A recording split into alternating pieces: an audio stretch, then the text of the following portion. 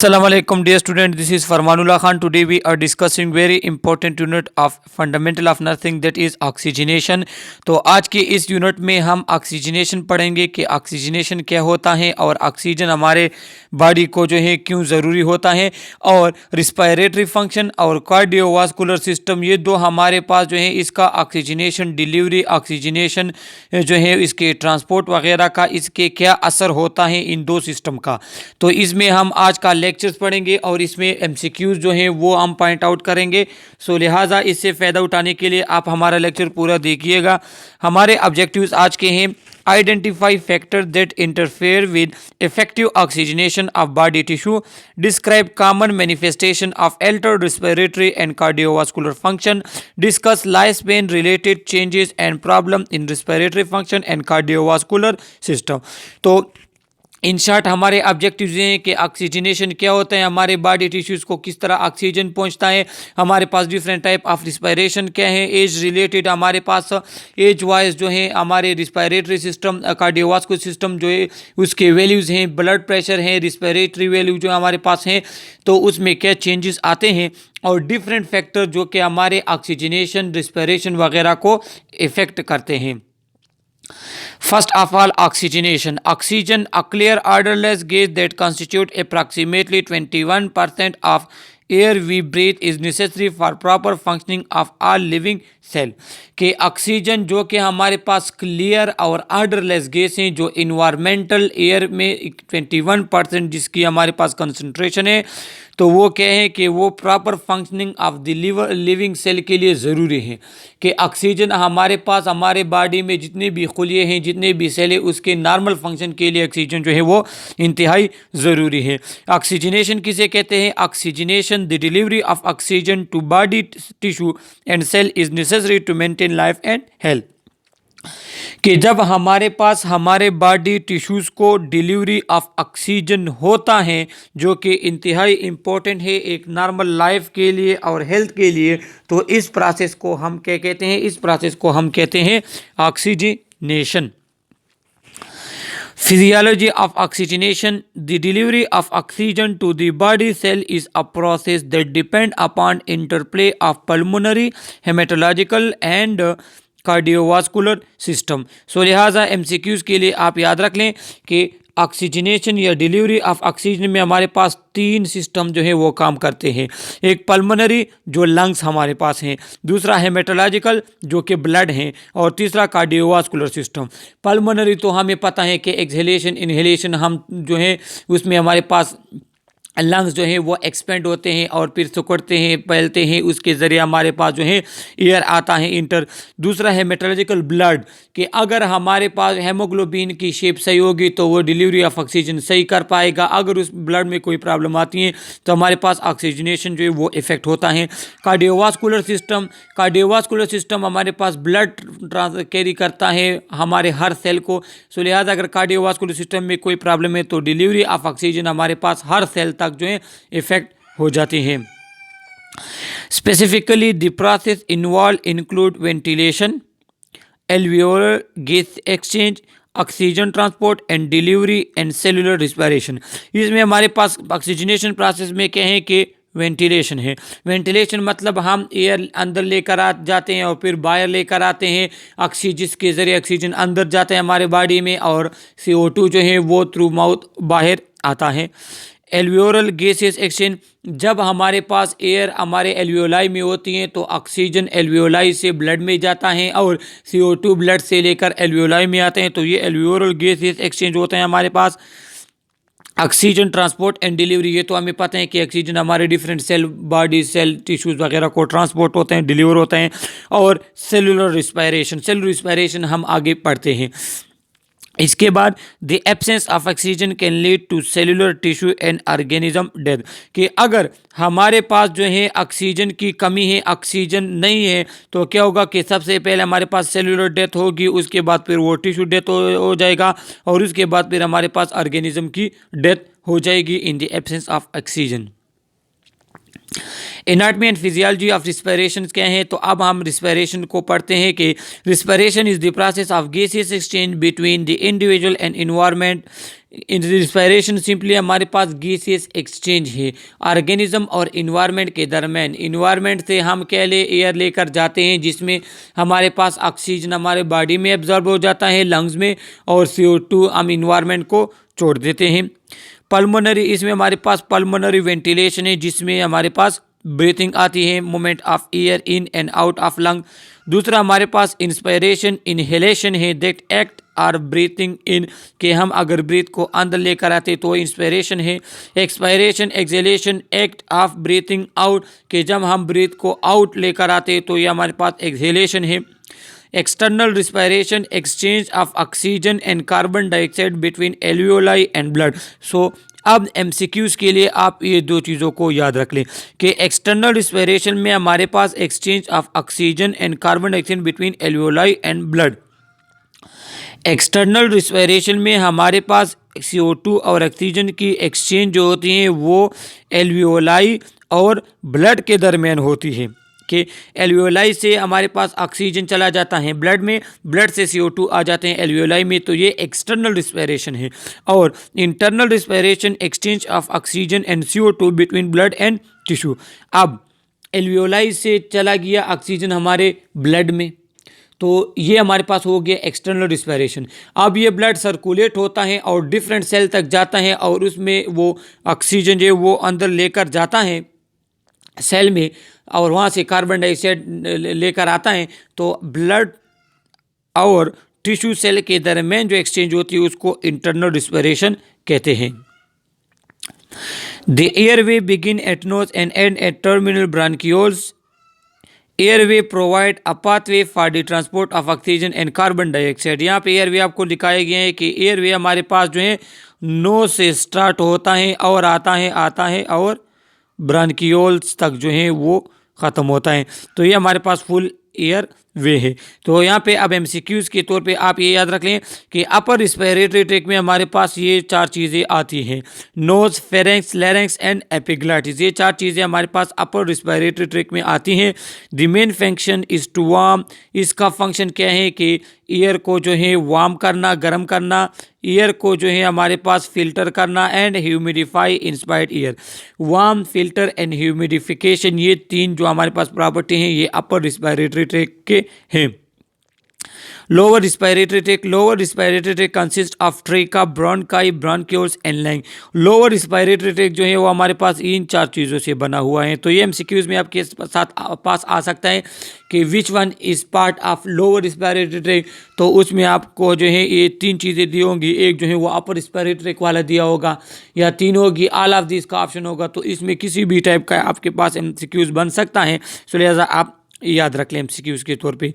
और इम्पॉर्टेंट चीज़ यहाँ पे है कि लोअर रिस्पिरेटरी ट्रैक का जो हमारे पास फंक्शन क्या है कि it has the function for surfactant production और कंडक्शन ऑफ एयर। ये सर्फेक्टेंस प्रोड्यूस करते हैं और एयर कंडक्ट करता है अंदर एल्वियोलाई की तरफ। तो सर्फेक्टेंस हमारे पास वो केमिकल हैं जो प्रिवेंट करते हैं प्रोडक्शन, जो प्रिवेंट करते हैं हमारे पास कोलेप्सिंग ऑफ लंग्स को कोलेप्स होने से बचाते हैं, वो हमारे पास सर्फेक्टेंस है जो कि लो रिस्पिरेटरी ट्रैक प्रोड्यूस करता है। ये नेजल कैविटी, ये आप रिस्पिरेटरी जो है वो यहाँ पे दिखाए गए हैं कि ये nasal cavity, hard palate, soft palate, तो ये ऑलरेडी जो है हम रिस्पिरेटरी सिस्टम में पढ़ चुके हैं। अब फैक्टर इफेक्टिंग ऑक्सीजनेशन हमारे पास, जो कि मैं ऑब्जेक्टिव्स में आपको बता चुका हूं कि डिफरेंट फैक्टर जो कि हमारे पास रिस्पिरेटरी सिस्टम पे इफेक्ट होते हैं। एज होती है इफेक्ट, इन्वायरमेंट इफेक्ट करता है, लाइफस्टाइल इफेक्ट करता है, हेल्थ स्टेटस, मेडिकेशन, स्ट्रेस। तो एक एक करके हम एक्सप्लेनेशन के साथ पढ़ते हैं। एज हमारे पास इफेक्ट करता है, oxygenation status can be influenced by age. Older adult are also more susceptible to respiratory infection because of decreased activity in the cilia, which normally are an effective defense mechanism. कि हमारे पास जो है old adult जो होते हैं उनको respiratory oxygenation status जो है वो उसका कम होता है, वो उसके जो रिस्पायरेटरी प्रॉब्लम होती है, तो उसका रीज़न ये है कि चूँकि वो ससेप्टेबल होता है रिस्पायरेटरी इन्फेक्शन का। उसके सीलिया की एक्टिविटी जो है, सीलिया की एक्टिविटी उसकी डिक्रीज़ होती है। तो सीलिया हमारे पास क्या है जो कि एज अ डिफेंस मैकेनिज्म काम करते हैं, और उसका नॉर्मल डिफेंस मैकेनिज्म जो है वो कमज़ोर पड़ गया होता है, तो उसको जो है रिस्पायरेटरी प्रॉब्लम होती है। तो अदर हमारे पास चेंजेस कौन से है कि chest wall and air way become more rigid and less elastic. उसके चेस्ट वॉल जो है, एयर वे है, वो रिजिड हो जाता है, सख्त हो जाता है, और उसकी इलास्टिसिटी जो है वो कम पड़ जाती है। तो ये दो चीज़ों की वजह से जो है उसका रिस्पायरेटरी फंक्शन जो है वो कम पड़ जाता है। डिक्रीज इन मसल स्ट्रेंथ उसकी डिक्रीज हो जाती है, सो लिहाजा उसकी वजह से उसके लंग जो है एक्सपेंजन और फिर जो है कंप्रेशन, एक्सपेंजन कंप्रेशन जो है उसकी कम हो जाती है। वो चेस्ट पे जो है प्रेशर इतना नहीं डाल सकता, और चेस्ट की जो है मसल्स वगैरह उसकी इफ़ेक्ट करते हैं। Smooth muscle, different type of muscles जो है हमारे पास रिस्पायरेटरी सिस्टम में, तो वो जो है डिक्रीज पड़ जाते हैं, कमज़ोर पड़ जाते हैं। The amount of exchange air decrease, अच्छा, एयर की एक्सचेंज कम पड़ जाती है। एल्वियोलाई की जो है उसकी परमिएबिलिटी, एल्वियोलाई में जितनी एक्सचेंज होती थी, सेलुलर लेवल पे जितनी एक्सचेंज होती थी, टिश्यू लेवल पे जितनी एक्सचेंज होती हैं, वो सब जो है वो कमज़ोर पड़ जाती हैं। Cough reflex and cilia action are decrease. Cough reflex और सीलिया एक्शन जो हमारे पास हमारी बॉडी को एज अ डिफेंस मैकेनिज्म है, तो वो हमारे पास कमज़ोर पड़ जाते हैं। Mucus membrane become drier and more fragile, और म्यूकस मेम्ब्रेन जो हमारे पास है वो ड्राई होना शुरू हो जाते हैं, क्योंकि म्यूकस प्रोडक्शन एज के साथ जो है कम होती हैं, तो वो ड्रायर हो जाते हैं और फ्रेजाइल इजीली टूटने वाले होते हैं। उसमें क्रैक्स वगैरह आते हैं, ज़ख्म पड़ते हैं, इन्फेक्शन के चांसेस ज़्यादा होते हैं। Decrease in muscle strength and endurance आकर हमारे पास मसल स्ट्रेंथ जो है वो डिक्रीज हो जाते हैं। If osteoporosis is present adequate lung expansion में बी कंप्रोमाइज। अगर ऑस्टियोपोरोसिस हो, ऑस्टियोपोरोसिस हमारे पास बोन प्रॉब्लम है जो कि एज के साथ होती है, तो अगर वो प्रॉब्लम हो तो आपका लंग्स जो हैं वो अच्छे तरीके से एक्सपेंड नहीं हो सकेंगे, क्योंकि उसके ऊपर जो रिब्स हैं तो उसमें प्रॉब्लम होती है, पेन होता है, तो आपके लंग्स अच्छे तरीके से एक्सपेंड नहीं होंगे, सो लिहाजा आपका ऑक्सीजनेशन रिस्पायरेटरी सिस्टम जो है वो इफ़ेक्ट होगा। A decrease in efficiency of immune system आकर इम्यून सिस्टम आपका जो है वो एफिशिएंसी उसकी डिक्रीज़ हो जाती है, जिसकी वजह से आपको इन्फेक्शन वगैरह ईजीली होते हैं। Gastro-oesophageal reflux disease is more common in older adult and increase in risk of aspiration. के गैस्ट्रोएसोफेजियल रिफ्लक्स डिजीज़ जो कि ऑलरेडी मैं एक्सप्लेन कर चुका हूँ अपने ही इस चैनल में एक वीडियो के ज़रिए, तो वो क्या होता है कि वो इन ओल्डर एडल्ट में ज़्यादा होता है, जिसकी वजह से एस्पिरेशन का ख़तरा बहुत होता है, food aspiration, fluid aspiration.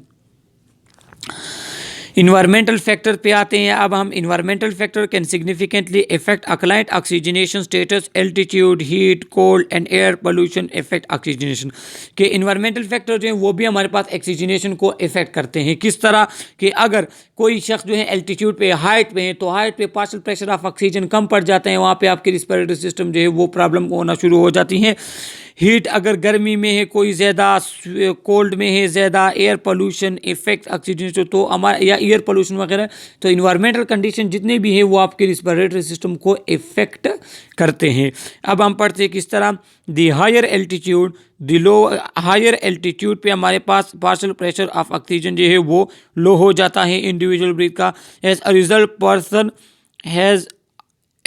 Person at high altitude has increased respiratory and cardiac rate and increased respiratory depth। कि जो लोग हाइट पे होते हैं वहाँ पे पार्शियल प्रेशर ऑफ ऑक्सीजन कम बढ़ जाता है, लिहाजा उनका डिमांड जो वो इंक्रीज़ हो जाते हैं, तो रिस्पायरेटरी रेट, वो रिस्क का रेट इंक्रीज़ हो जाता है कि कम वक्त में आपके पास ज़्यादा रिस्पायरेशन हो ताकि ऑक्सीजन की कमी जो है वो पूरी हो जाए। हार्ट की जो है उसका जो है रेट जो है वो भी बढ़ जाते हैं ताकि ज़्यादा से ज़्यादा जो है ऑक्सीजन डिलीवर हो हमारे पास, हमारे बॉडी को। सो लिहाजा ये हाई एल्टीट्यूड पे होता है। तो आप एमसीक्यूज़ के तौर पे ये याद रख लें कि हाई एल्टीट्यूड पे पार्शियल प्रेशर ऑफ ऑक्सीजन कम होगा, रिस्पायरेटरी रेट, कार्डियक रेट और रिस्पायरेटरी डेप्थ, ये तीन चीज़ें एल्टीट्यूड पे इंक्रीज होती हैं। एमसीक्यूज़ में ये आपके पास जो है आ सकती हैं, सो लिहाजा आप इसको एमसीक्यूज़ के लिए याद रख लें।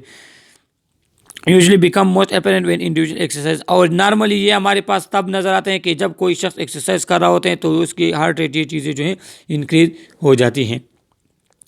Healthy people exposed to air pollution such as smoke, second-hand tobacco smoke may experience stinging of the eyes, headache, dizziness and coughing।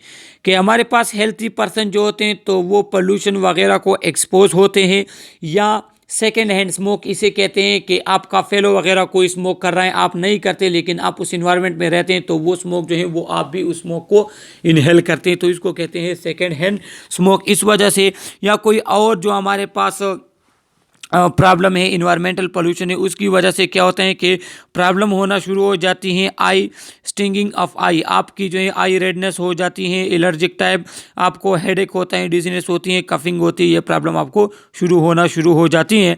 People who have history of existing lung disease and altered respiratory function experience varying degree of respiratory difficulty in polluted environment, कि वो लोग जिसको हमारे पास existing lung disease की कोई history हो, कि वो उसको कोई लंग्स प्रॉब्लम हो, ऑलरेडी वो कोई लंग्स प्रॉब्लम गुजार चुका है, तो इस पर्सन में जो है, अगर ऐसा शख्स जो है पोल्यूटेड इन्वायरमेंट में रहेगा तो इसको जो है ज़्यादा ख़तरा होगा रिस्पिरेटरी ट्रैक्ट इन्फेक्शन का। Some are unable to perform self care in such environment, कुछ तो इस तरह होते हैं कि इस तरह इन्वायरमेंट में सर्वाइव ही नहीं कर सकते, अपनी जो है वो सेल्फ केयर भी नहीं कर सकते इस तरह इन्वायरमेंट में। लाइफस्टाइल फैक्टर, अब हमारे पास लाइफस्टाइल किस तरह इफेक्ट करते हैं रिस्पिरेटरी सिस्टम को। फिजिकल एक्सरसाइज और activity increase the rate and depth of respiration and hints the supply of oxygen in the body, कि हमारे पास फिजिकल एक्सरसाइज या एक्टिविटी जो कि इंक्रीज करता है रेट और डेप्थ ऑफ रिस्पिरेशन को, तो ये supply of oxygen to the body को भी इफेक्ट करता है। Sedentary people by contrast lack the alveolar expansion and deep breathing pattern of people with regular activity. Sedentary people जो होते हैं हमारे पास, उसमें एल्वियोलाई की एक्सपेंशन अच्छी तरीके से नहीं होती, सो लिहाजा deep breath pattern of people with regular activity. लेकिन जो हमारे पास जो रेगुलर पीपल होते हैं, डीप ब्रीथिंग जो करते हैं, तो उसमें रेस्पिरेटरी फंक्शन जो वो नॉर्मल होते हैं। सो लिहाजा आप जो है, या एक्सट्रीनियस फिजिकल एक्टिविटी भी आपने नहीं करनी जिससे आपको जो है रेस्पिरेटरी सिस्टम को प्रॉब्लम हो, और सेडेंटरी लाइफ जो है, लाइफ स्टाइल, वो भी आपको पास जो है प्रॉब्लम क्रिएट करता है। लिहाजा नॉर्मल जो है आप रहेंगे तो आपको प्रॉब्लम नहीं होगी। Client who are expose to dust, animal dander, asbestos, toxic chemical, कोई भी पर्सन अगर हमारे पास डस्ट वगैरह गंदगी की जगह में रहता है, एनिमल डेंडर्स वगैरह वहाँ पे जानवरों की गंदगी वगैरह इन चीज़ों के साथ रहता है, तो क्या होते हैं कि उसको जो है टॉक्सिक केमिकल वो इनहेल करता है, और उसके ऑक्सीजनेशन के जो प्रोसेस है उसमें फ़र्क आ सकता है, उसमें कमी आ सकती है, ऑक्सीजनेशन प्रोसेस इफेक्ट होता है। Silicosis is seen more often in sandstone blasters and porters that in rest of population, कहते हैं कि हमारे पास सिलिकोसिस, सिलिकॉन टॉक्सिसिटी जो हमारे पास होती हैं, तो वो क्या होते हैं कि सैंडस्टोन वगैरह, पॉट्स वगैरह, बर्तन वगैरह जहाँ पे बनाए जाते हैं, तो वहाँ पे ये चीज़ें, ये प्रॉब्लम टॉक्सिसिटी आपको हो सकती है। एस्बेस्टोसिस इन एस्बेस्टोस वर्कर, आपके जो है एस्बेस्टॉस टॉक्सिसिटी आपको हो सकती है कि जहाँ पे एस्बेस्टोस वर्किंग हो रही है। Anthracosis in coal miners, organic dust disease in farmer and agriculture, अगर आप एग्रीकल्चर वगैरह फार्मर हैं तो वहाँ पे गर्द पड़ जाते हैं, वहाँ पे गंदगी वगैरह होती हैं, तो वहाँ से आपको जो है ऑर्गेनिक डस्ट डिजीज पैदा हो सकते हैं, आपको जो है एलर्जी टाइप प्रॉब्लम आ सकती हैं। Health status, in healthy person respiratory system can provide sufficient oxygen to meet the body need, एक हेल्थी पर्सन जो होते हैं तो उसको बॉडी नीड्स पूरा करने के लिए हमारे पास सफिशिएंट ऑक्सीजन की ज़रूरत होती है। Disease of the respiratory system, however, can adversely affect the oxygenation of blood. लेकिन अगर आपको रिस्पिरेटरी प्रॉब्लम होती है, रिस्पिरेटरी सिस्टम में अगर कोई प्रॉब्लम आती है, तो ऑक्सीजनेशन की जो ब्लड की ऑक्सीजनेशन है वो एक्टिविटी जो है वो आपकी इफेक्ट होती हैं। मेडिकेशन, कुछ मेडिसिन हैं जो कि ऑक्सीजन डिलीवरी को, हमारे रिस्पिरेटरी रेट वगैरह को इफ़ेक्ट करते हैं, तो ऐसे मेडिकेशन में जो है हमने एहतियात करनी होगी। कोई respiratory system problem, respiratory infection या उसके प्रॉब्लम के साथ अगर कोई पर्सन है, तो ये हम इंजेक्शन ये हमारे पास जो है डिलीवर करने में हमने एहतियात करनी होगी। A variety of medication can decrease the rate and depth of respiration. हमारे पास डिफरेंट इस तरह मेडिसिन है जो कि रिस्पायरेटरी रेट और उसके डेप्थ को जो है उसको इफेक्ट करता है हमारे पास।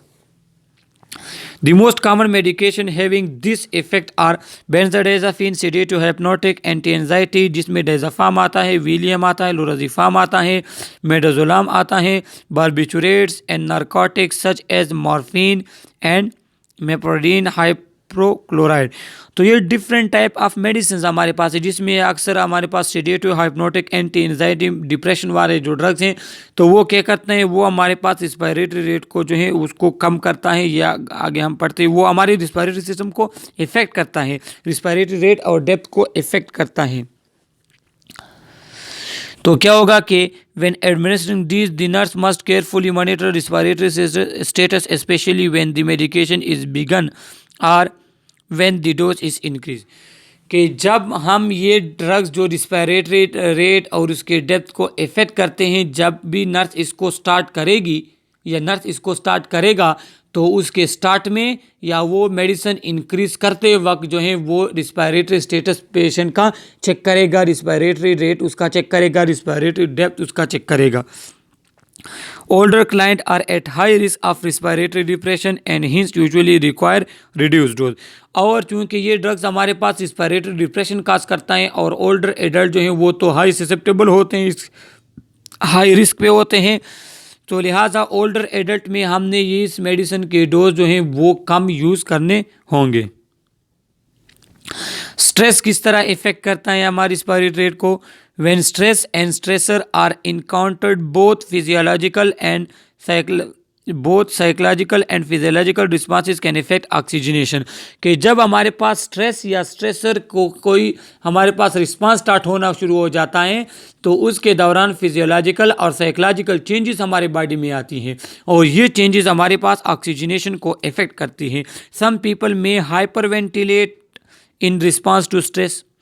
कुछ लोग जो हैं जो रिस्पांस स्ट्रेस को रिस्पांस जो है वो नॉर्मल प्रोसेस हैं, जो हमारे पास फाइट फ्लाइट मूवमेंट है, जो हमारा बॉडी डिफेंस मैकेनिज्म है, तो उसमें अगर स्ट्रेस को रिस्पांस के दौरान कुछ लोग जो हैं वो हाइपर वेंटिलेट हो जाते हैं।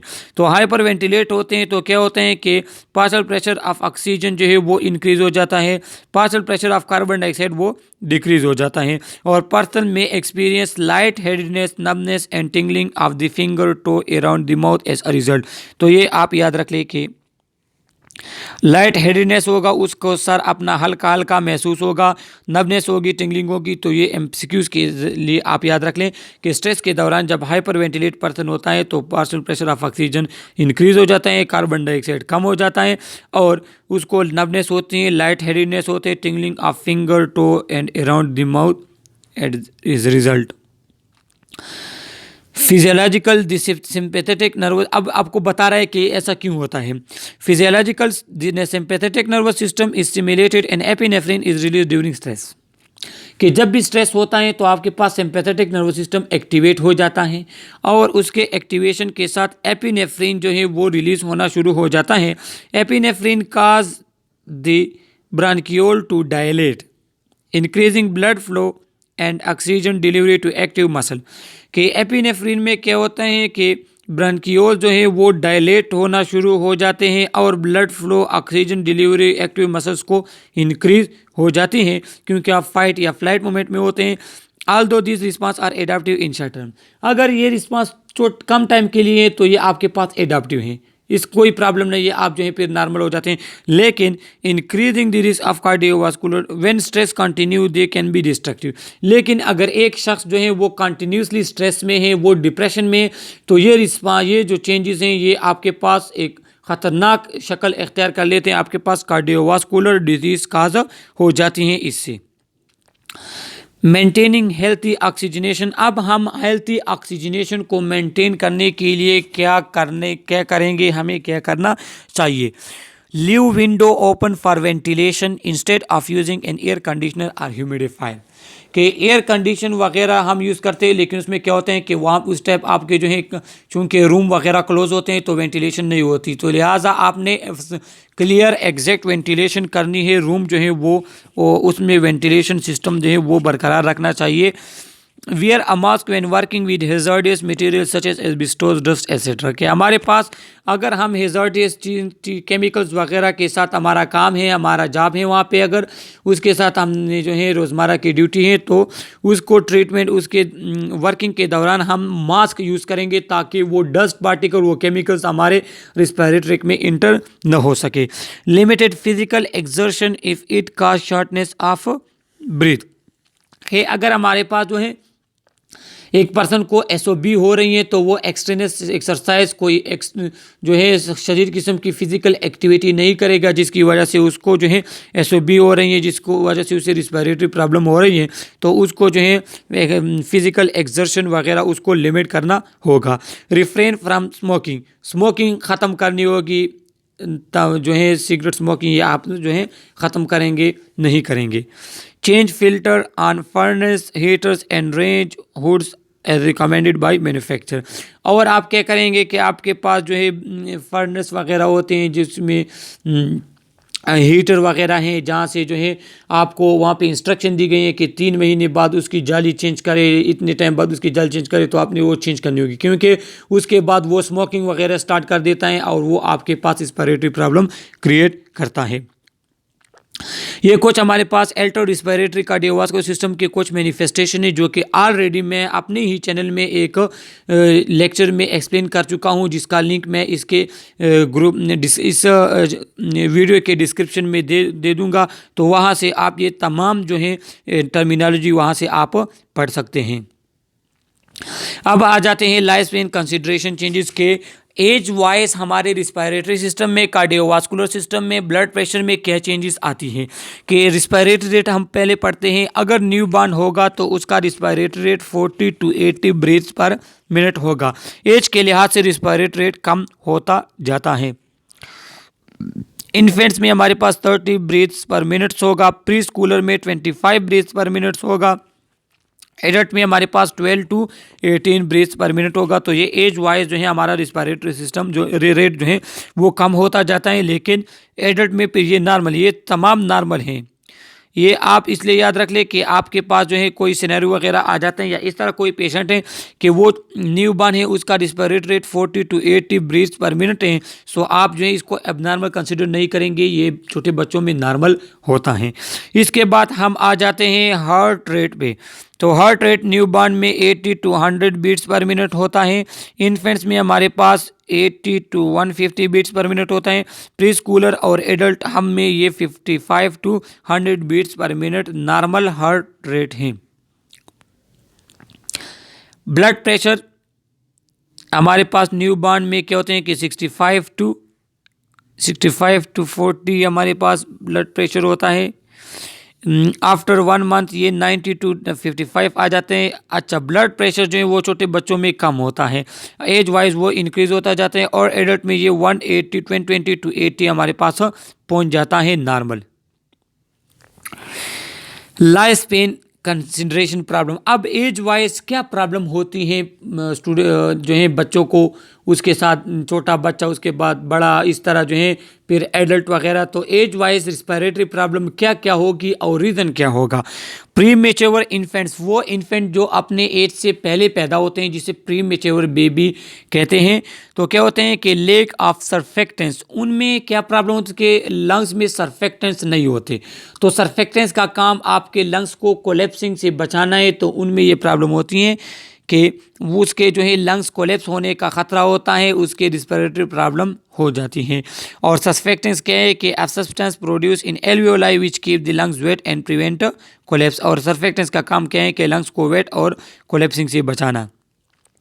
इन्फेंट टोडलर में क्या प्रॉब्लम होती है कि risk of upper respiratory infection due to exposure to other children and second hand smoke.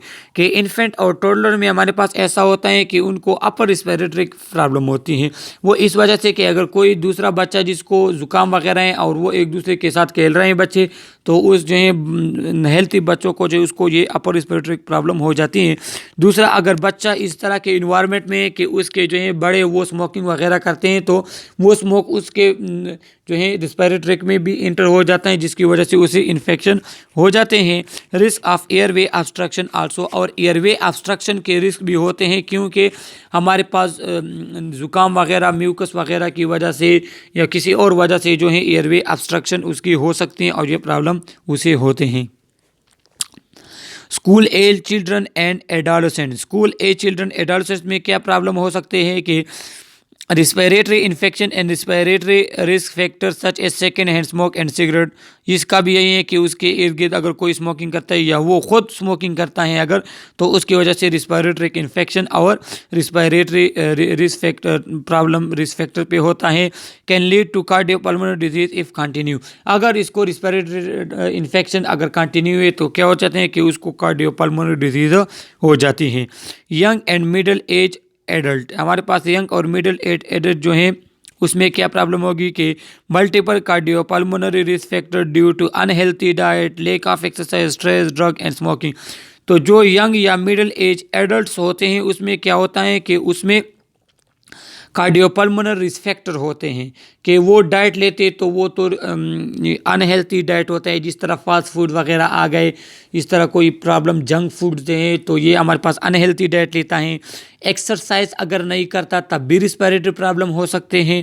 Stress continue stress में है, एग्ज़ाम का स्ट्रेस है या कोई फैमिली इशू है या फाइनेंस स्ट्रेस वगैरह है तो उसकी वजह से, या कोई ड्रग्स वगैरह या स्मोकिंग करता है, तो ये तमाम चीज़ें जो हैं हमारे पास यंग और मिडिल एज एडल्ट को जो है इफ़ेक्ट कर सकती हैं।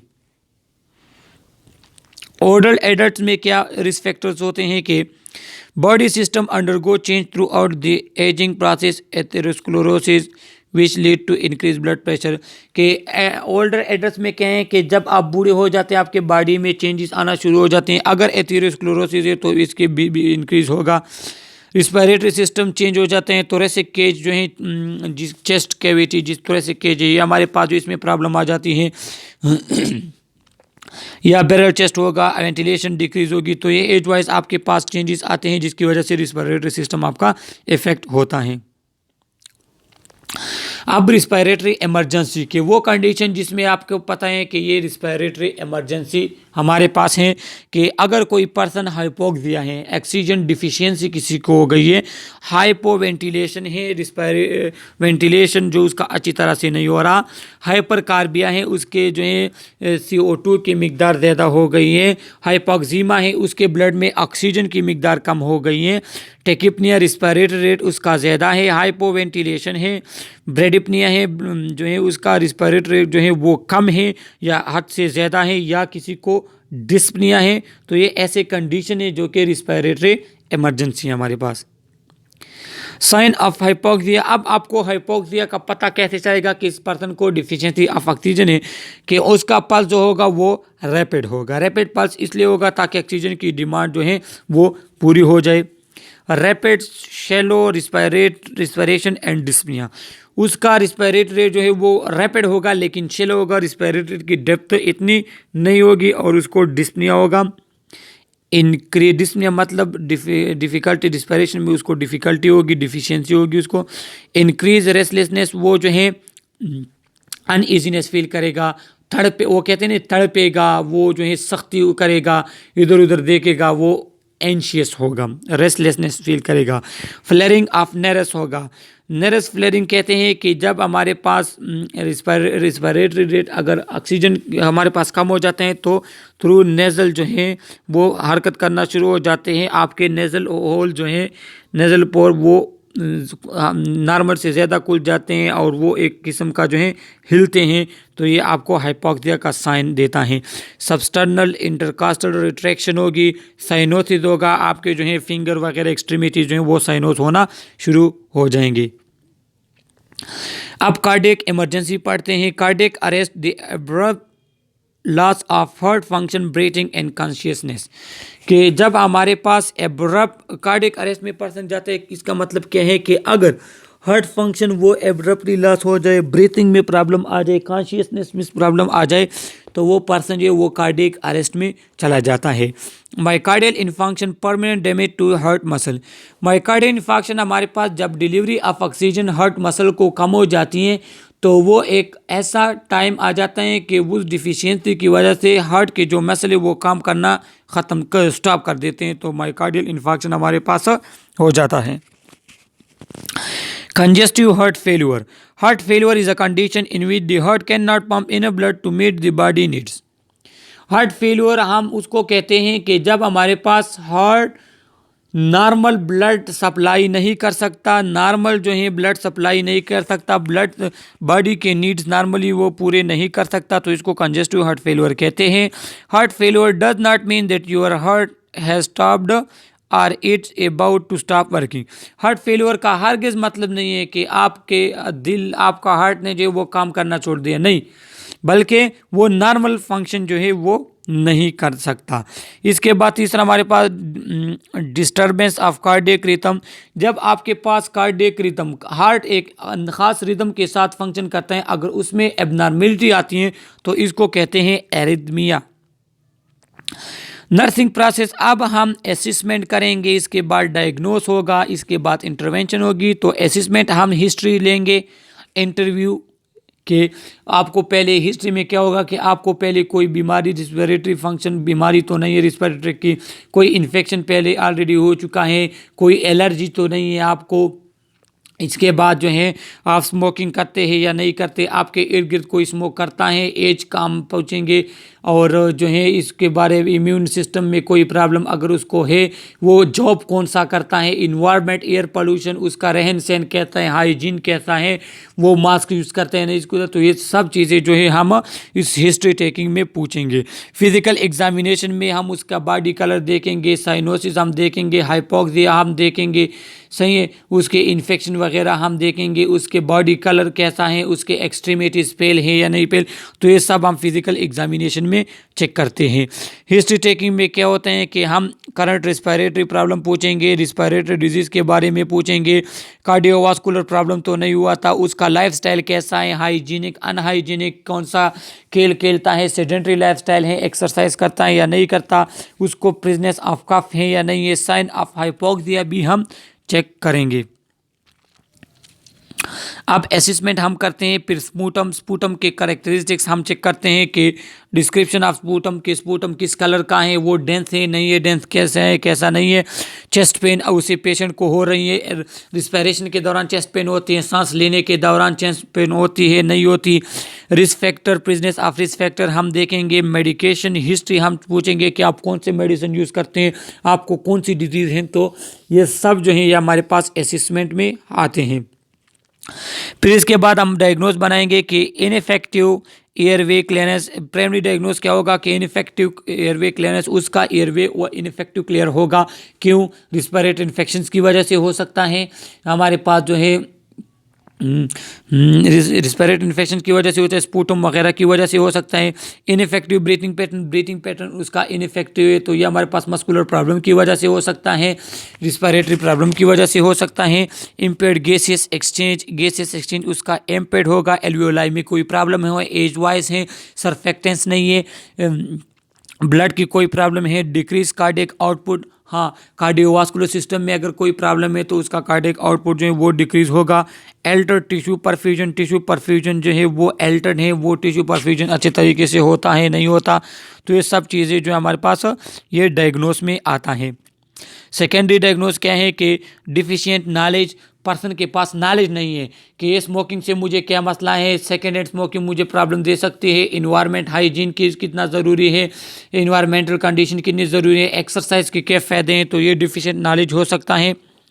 एक्टिविटी इंटॉलरेंस, कोई शख्स जो है वो एक्टिविटी नहीं कर सकता, एक्सरसाइज वगैरह नहीं कर सकता, तब ये प्रॉब्लम हो सकती है।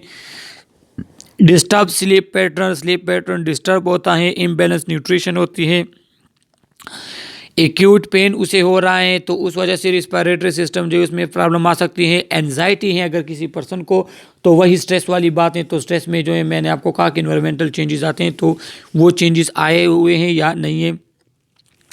अब हम प्लानिंग क्या करेंगे, हम ये करेंगे कि client maintain a patent airway, हम क्लाइंट को इस जो है वो बनाएंगे कि वो अपने एयरवे की पेटेंसी नॉर्मल रख ले, मेंटेन रख रहे। क्लाइंट मोबिलाइज पल्मोनरी सेक्रेशन, हम क्लाइंट के पल्मोनरी सेक्रेशन को मोबिलाइज करेंगे। चेस्ट फिजियोथेरापी हम करेंगे, उसके बाद सक्शन के ज़रिए वो स्पूटम वगैरह ऊपर निकालेंगे। Intervention to promote airway clearance के लिए हम कौन से इंटरवेंशन करते हैं? Teach the patient effective coughing, हम पेशेंट को जो है इफेक्टिव कफिंग के बारे में कहेंगे कि वो इफेक्टिव कफिंग करें ताकि स्पूटम वगैरह जो है वो ऊपर आ जाए। Initiate postal drainage and chest physiotherapy हम करेंगे। मॉनिटर हाइड्रेशन उसका मॉनिटर करें कि वो डिहाइड्रेट तो नहीं हुआ, अगर डिहाइड्रेट है तो हम उसको हाइड्रेट करेंगे, रिहाइड्रेट करेंगे फिर से। एडमिनिस्टर मेडिकेशन अगर कोई पेन वगैरह हो रहा है तो उसको पेन किलर एडमिनिस्टर करेंगे। एंटीबायोटिक एडमिनिस्टर करेंगे अगर रिस्पिरेटरी इन्फेक्शन है उसे। Monitor environmental and lifestyle condition अगर हम मॉनिटर करेंगे। मैनेज आर्टिफिशियल एयरवे मैनेज करेंगे। सक्शनिंग द एयरवे, हम एयरवे की सक्शनिंग करेंगे ताकि एयरवे उसका ब्लॉक है तो वो ओपन हो सके। ये सक्शनिंग एंड एंडोट्रेकियल ट्यूब के ज़रिए सक्शनिंग हमारे पास जो है। Implementation intervention to improve breathing pattern को इम्प्रूव करने के लिए हम कौन से इंटरवेंशन करेंगे? हम क्लाइंट को पोजीशन प्रॉपरली, क्लाइंट का प्रॉपर पोजीशन बनाएंगे।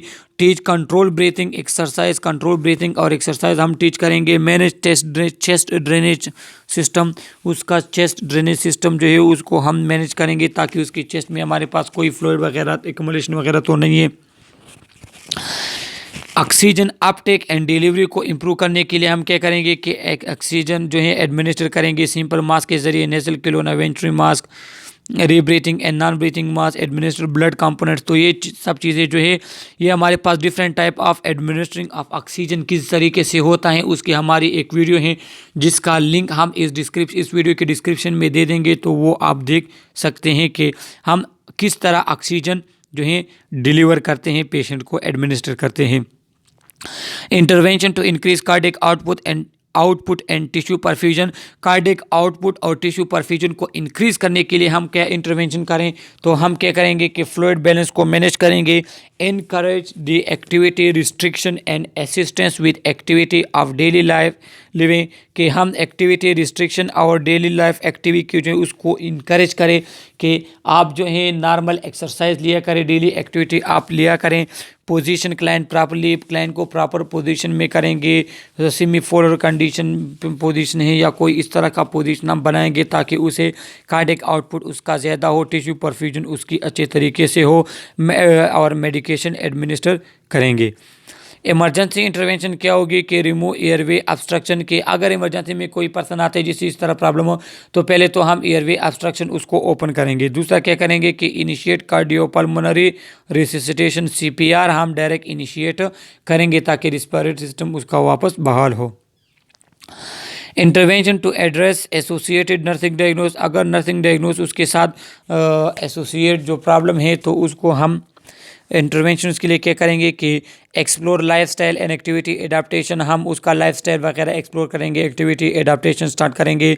इनकरेज करेंगे डाइटरी एंड न्यूट्रिशनल मॉडिफिकेशन, के डाइटरी में उसकी कौन सी मॉडिफिकेशन, न्यूट्रिशनल मॉडिफिकेशन करनी चाहिए। वो अगर जो है इस तरह का कोई फूड वगैरह ले रहा है, हाई फैटी फूड वगैरह ले रहे हैं जिससे उसकी कार्डियोवास्कुलर प्रॉब्लम आ सकती हैं, तो हम उसको जो है टीच करेंगे कि नहीं आपने जो है हेल्थी डाइट्स लेने हैं, उसके हेल्थी डाइट्स और न्यूट्रिशनल मॉडिफिकेशन पर हम उसको इनकरेज करेंगे। प्रोमोट कंफर्ट मेजर हम प्रोमोट करेंगे ताकि वो ज़्यादा से ज़्यादा कंफर्ट फील करे। इसके बाद हमारे पास एसेप्सिस हैं। एसेप्सिस या aseptic technique, germ free technique जिसे कहते हैं। Asepsis is the absence of micro organism, कोई भी जगह का कोई भी चीज़ जहाँ पे हमारे पास माइक्रो ऑर्गेनिज्म ना हो, जहाँ पे हमारे पास हेजार्डियस माइक्रो ऑर्गेनिज्म फ्री जो भी जगह होती है, जो भी चीज़ होती है, तो उसको हम एसेप्सिस कहते हैं। इसके दो टाइप्स हमारे पास हैं, मेडिकल एसेप्सिस जिसे हम क्लीन टेक्निक भी कहते हैं और सर्जिकल एसेप्सिस जिसे हम स्टीराइल टेक्निक भी कहते हैं। कि medical asepsis use practice to reduce the number, growth and spread of micro organism. Medical asepsis also refer to as clean technique, कि हम कोई भी इस तरह का प्रैक्टिस करें जिस तरह हैंड वॉशिंग हो गए, जिस तरह हमारे पास जो है मास्क वगैरह हो गया, जिस तरह हमारे पास जो है हैंड वॉश हो गए, जगह का साफ़ करना, कमरे का साफ़ करना, बेड शीट वगैरह क्लियर करना, ये सब चीज़ें जो है हमारे पास ये मेडिकल एसेप्सिस में आते हैं कि आप कोई भी ऐसा तरीक़ाकार यूज़ करें जिसके ज़रिए आप जो है माइक्रो ऑर्गेनिज्म कम से कम कर ले, तो आपके पास वो मेडिकल एसेप्सिस टेक्निक होता है। सर्जिकल एसेप्सिस ये हैं कि आप सर्जिकल इंस्ट्रूमेंट जितने भी सीजर वगैरह यूज़ करें तो आप उसको स्टेराइल किया करें, आप उसको क्लीन किया करें ताकि आपके पास ताकि आपके पास माइक्रो ऑर्गेनिज्म जो है वो ज़्यादा से ज़्यादा एलिमिनेशन उसकी हो जाए। ये हमारे पास एसेप्टिक टेक्निक है। क्या हुआ है कि यहाँ पे इन्होंने हैंड वॉश किए हुए हैं, यहाँ पे उन्होंने गाउन पहना हुआ है, ग्लव्स पहने हुए हैं, ये face mask with face shield जो है ये पहना हुआ है।